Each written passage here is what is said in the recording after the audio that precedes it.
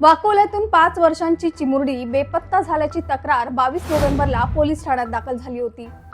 मुलगी लहान असल्यामुळे तिचं अपहरण झाल्याचा संशय पोलिसांनी व्यक्त केला। अज्ञात आरोपींविरोधात पोलिसांनी अपहरणाचा गुन्हा दाखल केला।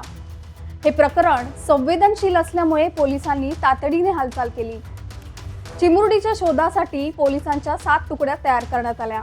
या 7 तुकड्यांना वेगवेगळ्या जबाबदाऱ्या दिल्या गेल्या। तपास पथकांनी सलग 2 दिवस शोध घेतला।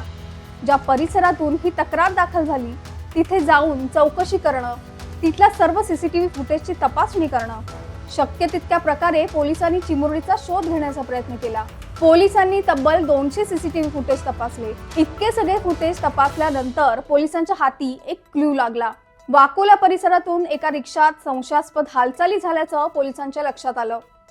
त्यांना हे सीसीटीव्ही अस्पष्ट दिसत होतं, पण त्या रिक्षावर लिहिलेल्या इंग्रजी व्ही या अक्षराने लक्ष वेधून घेतलं। पोलिसांना इतका क्लू पुरेसा होता।